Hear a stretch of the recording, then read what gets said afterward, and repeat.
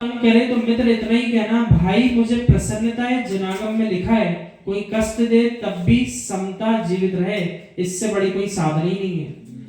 पर के कष्टों को सहन करना सरल है, दूसरे के कष्टों को सहन करना सरल है।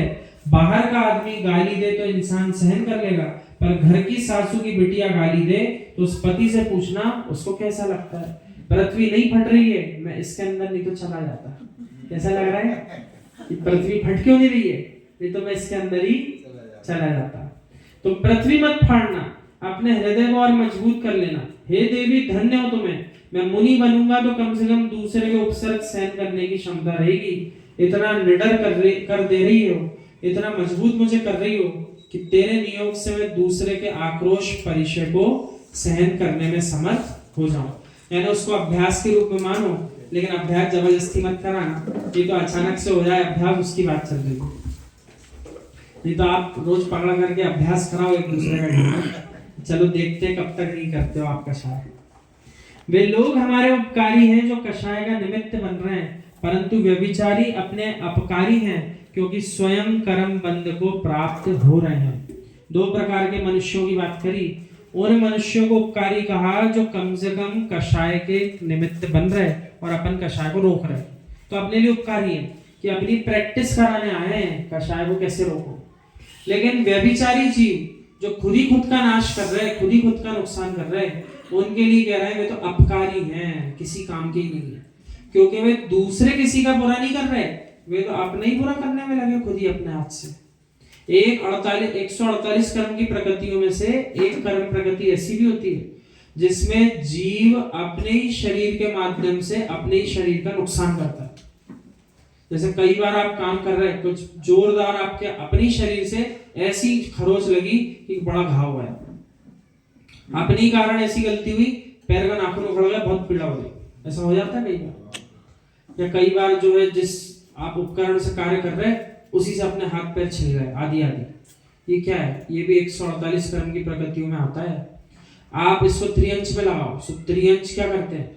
उनके कई बार ऐसा होता है, इस कर्म की प्रकृति का उदय होता है तो सींग सीधे उगने की जगह ऐसे उगते हैं कि धीरे धीरे बढ़ते बढ़ते उन्हीं के आंख कान गले में चुभने लग जाते, अंदर घुसने लग जाते। देखा आपने कभी? इस प्रकार की कर्म की भी प्रकृतियां होती हैं। ये कौन है?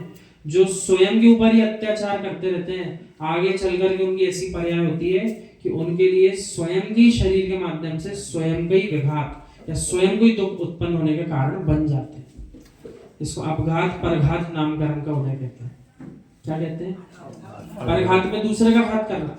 तो सींग ऐसे मिले कि जिसको मार दे उसका घात हो जाए, ये भी कर्म की प्रकृति। लेकिन ऐसे सींग होना कि अपने ही अपघात हो रहा है, अब ऐसे उग रहा है कि अपनी आंख के अंदर घुस रहा है, जब तक कोई काट ना दे उसको।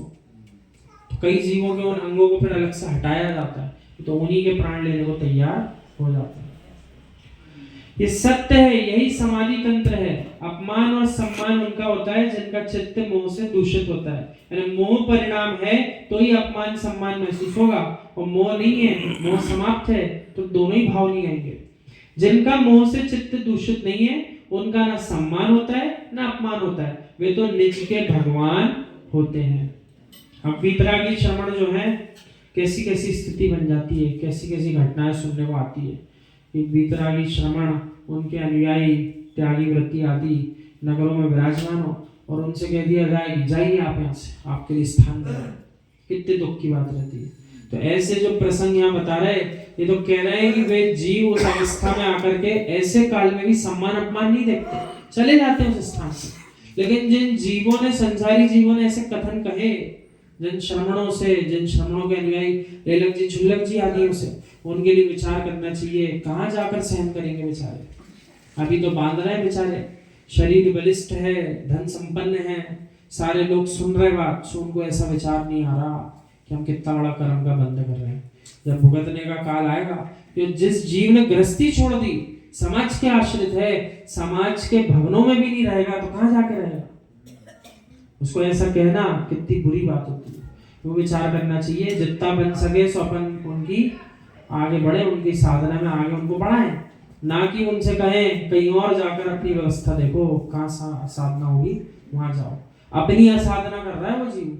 किसकी असाधना कर रहा है? अपनी ही असाधना कर रहा है वो। यानी आचार्य कार्तिकेय स्वामी कार्तिकेय प्रेक्षा जी ग्रंथ में लिख रहे हैं, हे साधक, जब जब उपसर्ग परिचय के निमित्त तुम्हारे सामने उपस्थित हो, उस समय इतने दृढ़ संकल्प से युक्त होना, उपसर्ग करने वाला थक जाए पर तुम्हारे समता में थकान न आने पाए। कैसे परिणाम बनाना कि सामने वाला थक जाए।